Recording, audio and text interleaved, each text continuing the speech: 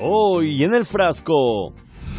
Ahora el poder está en manos de una coalición islamista que ha nombrado ya un nuevo primer ministro, que ha hecho declaraciones moderadas. Y que ahora ha caído en manos de estos terroristas de Al-Qaeda, ISIS y Daesh, financiados por Turquía, por la CIA, por Israel. Ha anunciado que Siria va a ser un Estado de Derecho, que tendrá una constitución y que se respetarán los derechos de las minorías. Que ha vuelto a lo que saben hacer, que es cortar cabezas, masacrar gentes. Las imágenes que llegan de Siria son espeluznantes. Las Fuerzas Armadas del nuevo gobierno sirio están perpetrando asesinatos masivos contra las comunidades alawita, cristiana y chiita. Yendo de puerta en puerta matando las familias enteras alawitas, ¿no? Ejecutándolas, decapitando gente. Y que se respetarán los derechos de las minorías. Yo todavía sigo en shock y no estoy exagerando. Hay cuerpos y cuerpos, riadas de sangre, literal. Es que más de 1000 personas han muerto en Siria desde que se desataran los enfrentamientos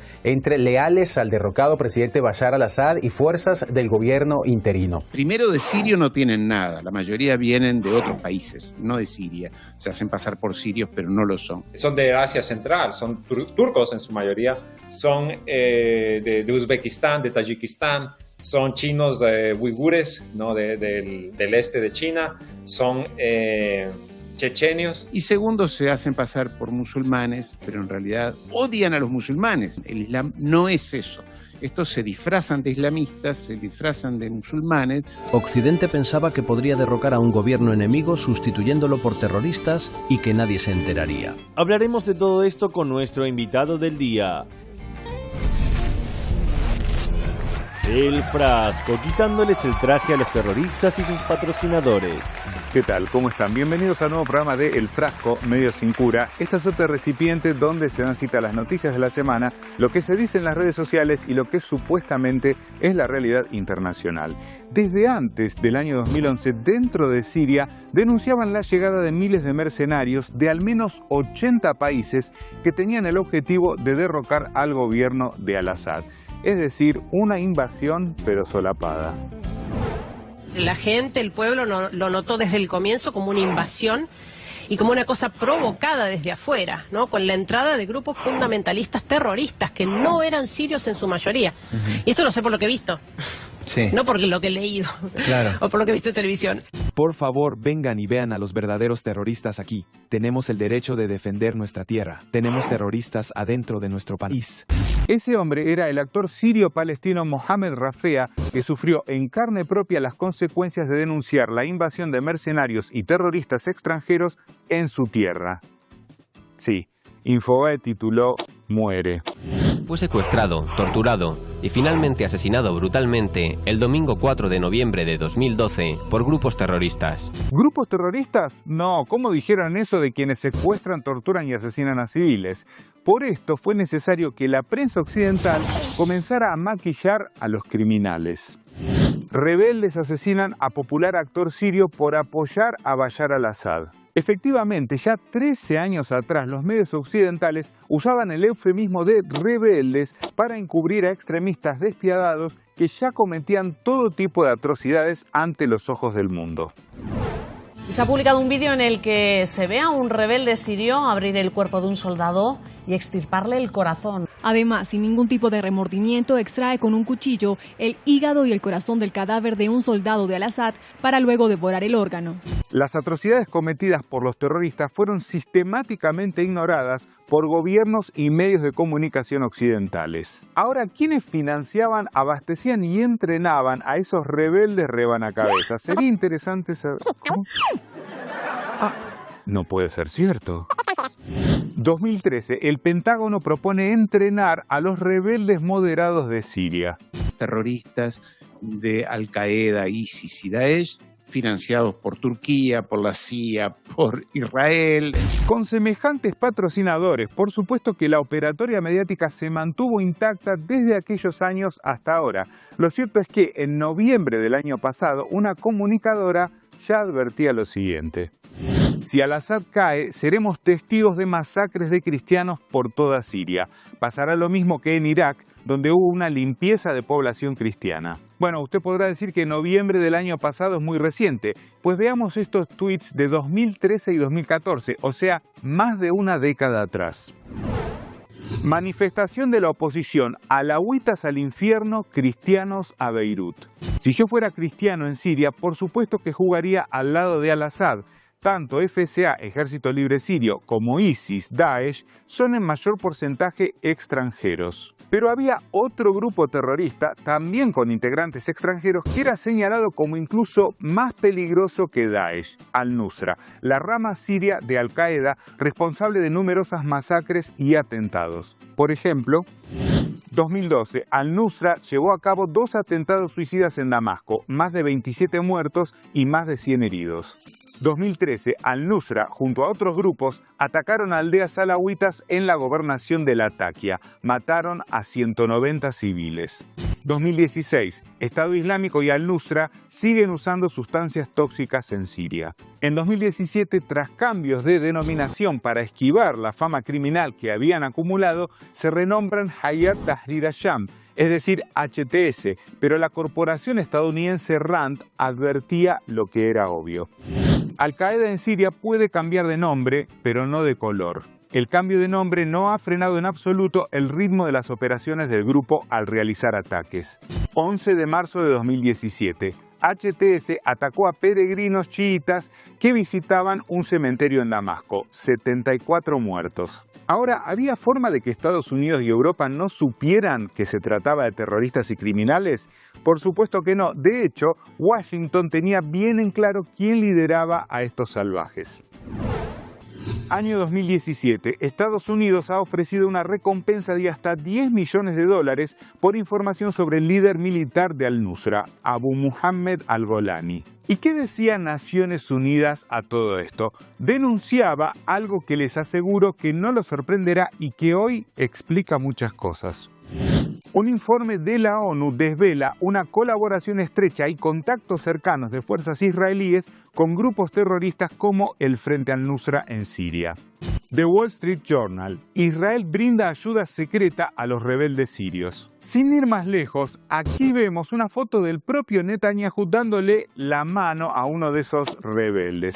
Por supuesto que aquí intervienen los intereses del régimen israelí y de Estados Unidos, que tienen sus motivos para armar a los degolladores de la libertad.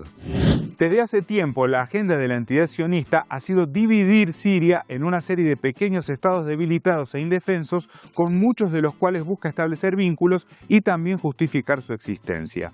Kissinger dijo que el resultado que le gustaría ver en Siria es el de un país desintegrado y balcanizado con más o menos regiones autónomas. Y así llegamos a la actualidad, cuando el terrorista al-Golani, realmente llamado Ahmad al-Shara, derrocó a Al-Assad y tomó el poder en Siria. De inmediato, Occidente lo mandó a la peluquería, le quitó el turbante y le quiso lavar las manchas de sangre. Y así lo presentó. Al-Sholani, el jefe rebelde sirio que encabezó el derrocamiento de Bashar al-Assad en Siria. El líder rebelde sirio Al-Sholani, de yihadista a pragmático. Nuestros medios de comunicación llevan meses haciendo lo mismo: blanquear la imagen de estos terroristas radicales. Almudena Ariza, por ejemplo, reportera de TVE, ha realizado numerosas piezas en los últimos meses alabando al nuevo régimen y escondiendo las barbaridades que cometen. Hasta el propio secretario de la misma organización que condenó el accionar criminal de HTS en 2022 no dudó en darle la mano. Tanto él como los representantes de casi toda Europa. Pero ya conocen el dicho: aunque el terrorista se vista de seda, terrorista Al-Qaeda.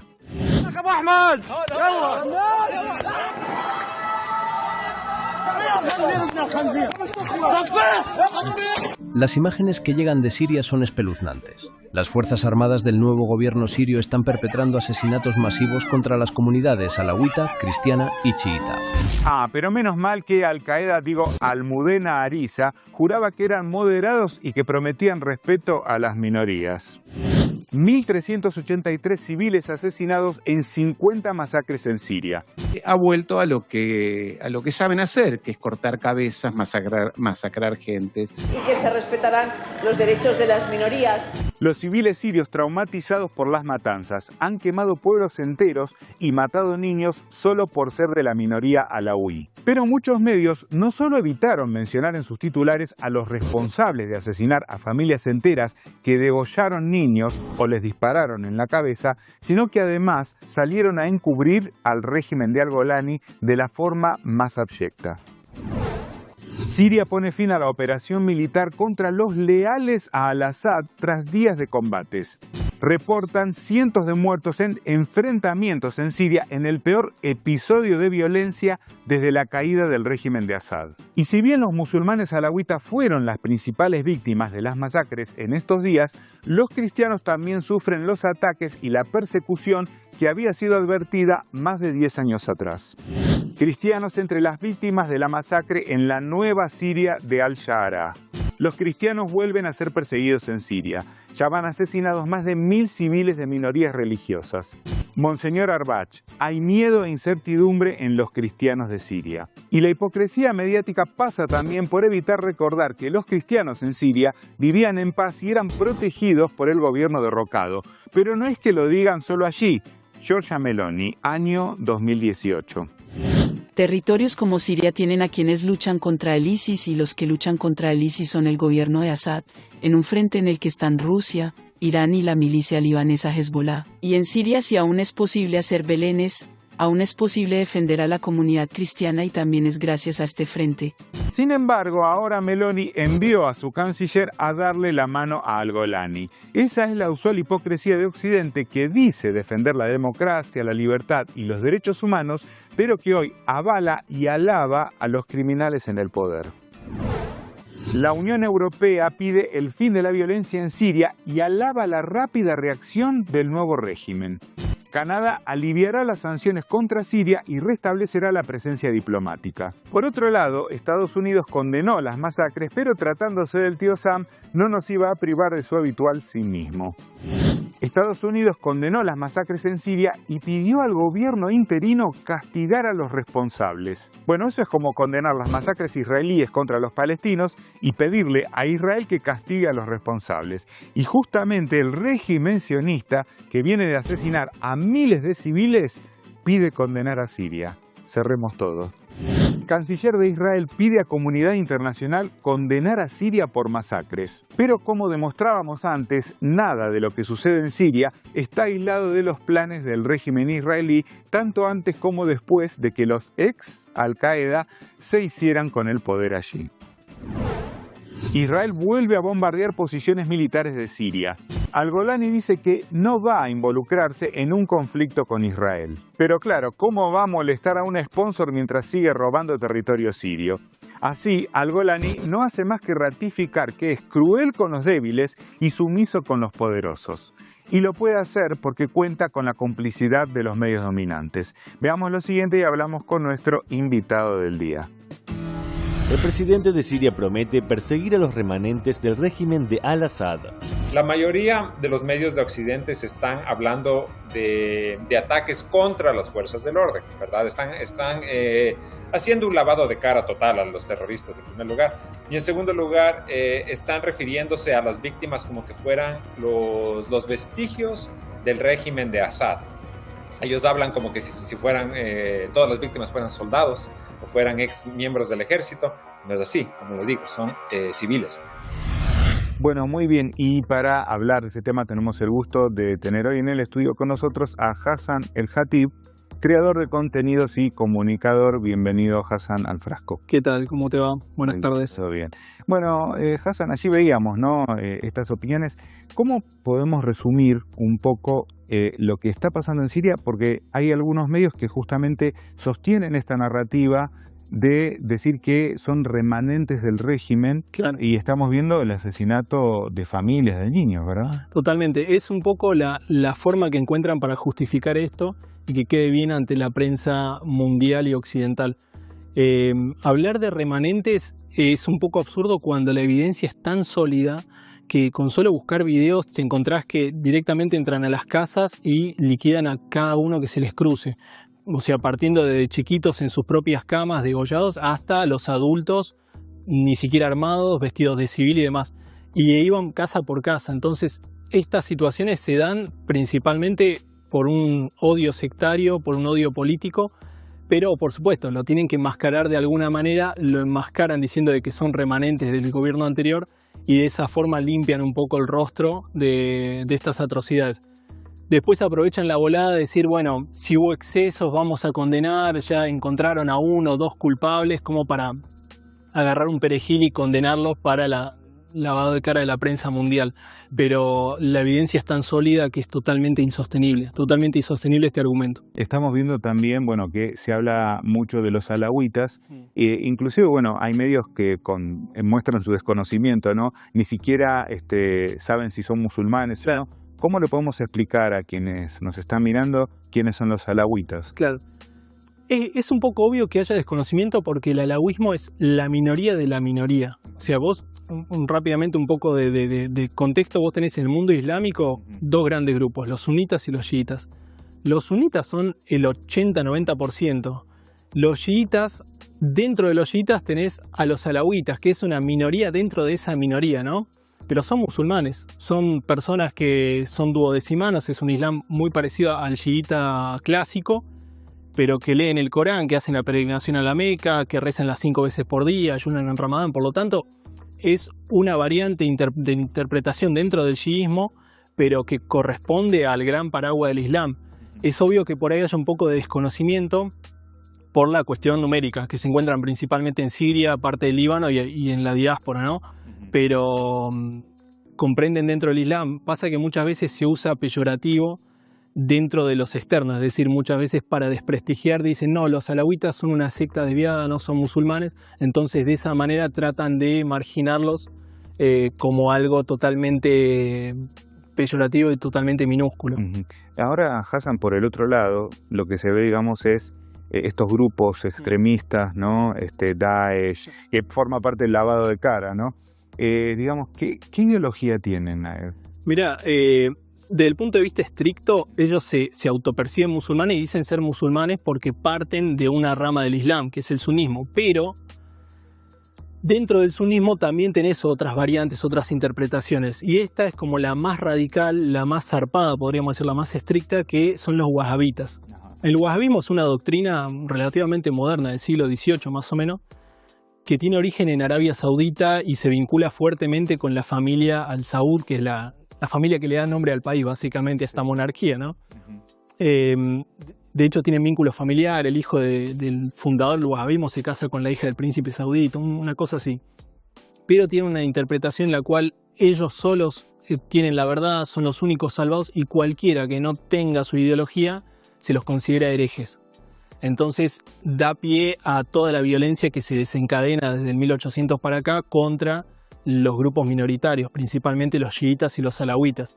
Ellos tienen una interpretación totalmente estricta donde dicen nosotros tenemos la verdad, todo lo demás es herejía, todo lo demás no tiene que existir, y desde esa fundación desprenden un montón de grupos terroristas como, bueno, Al-Qaeda, el ISIS, Daesh y todas sus filiales que tienen a lo largo del mundo. Ahora también resulta paradójico, ¿no?, que estos grupos que se autoperciben musulmanes tengan entre sus principales víctimas, que vamos a hablar de un 80-90% a musulmanes. Claro, ¿no? Totalmente.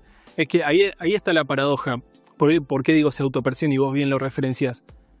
Si vos te decís soy musulmán, pero en el mes de Ramadán pateo la puerta de una casa y mato a todos sus habitantes, y eso no es algo muy islámico que digamos, ¿no? O sea, prácticamente su comportamiento contradice la base del Islam, contradice toda normativa islámica.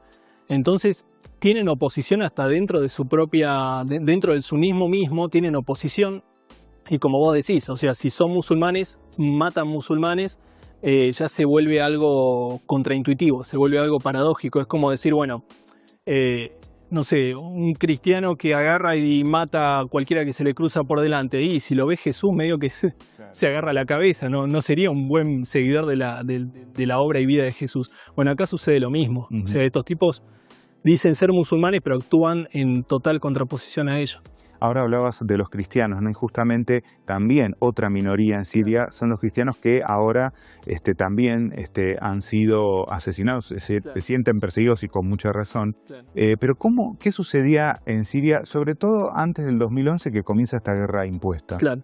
Mira, Siria es una cosa muy interesante porque es multiconfesional. O sea, vos tenés en un territorio muy chico un montón de perlas que las une un cordel que es la identidad siria, ¿no? Todas esas perlas estaban unidas.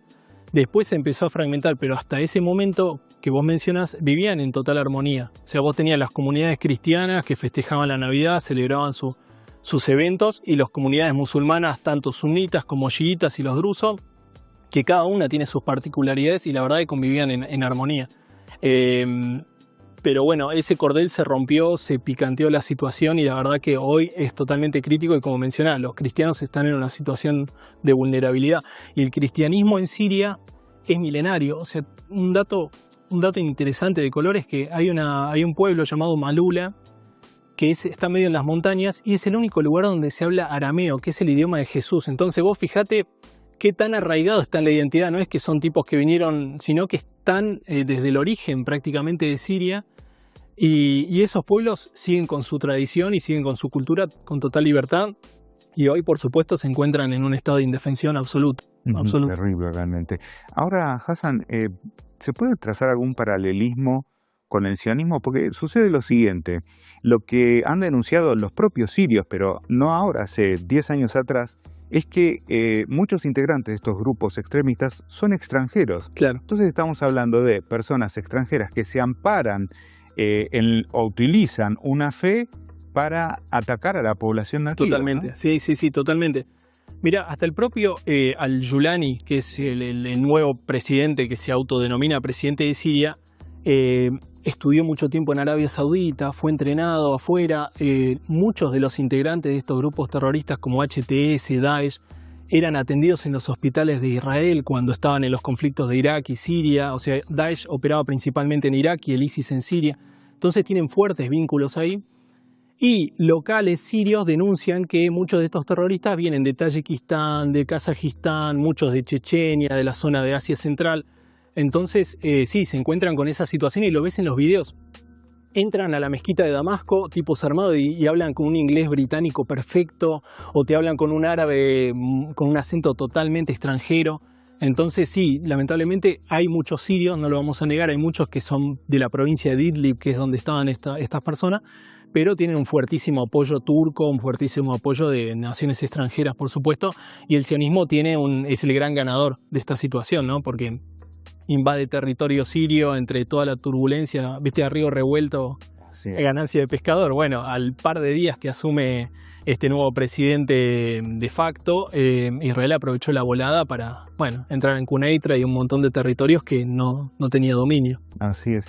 Hassan, y también te abocás a hacer contenido de cuestiones islámicas, ¿no? ¿Qué te pasa cuando ves en los medios, por ejemplo, que para referirse a personas que son terroristas, se utiliza el término yihadismo o islamismo? ¿Qué sucede ahí? Sí, es una trampa. Es una trampa que muchos caen por una cuestión de desconocimiento. O sea, el yihad, desde el punto de vista islámico, yihad significa hacer esfuerzo, o sea, la traducción literal, ¿no? Entonces, en el Islam está el concepto de yihad en el sentido de hacer esfuerzo en el camino de Dios, pero es un esfuerzo contra el ego mismo, contra la ambición, es principalmente luchar contra las pasiones internas propias para ser mejores personas, ¿no? Pero viene genial ese concepto para quienes quieren mal utilizarlo y tergiversar para dejar mal parado al Islam, donde te dicen, el Islam ordena el yihad.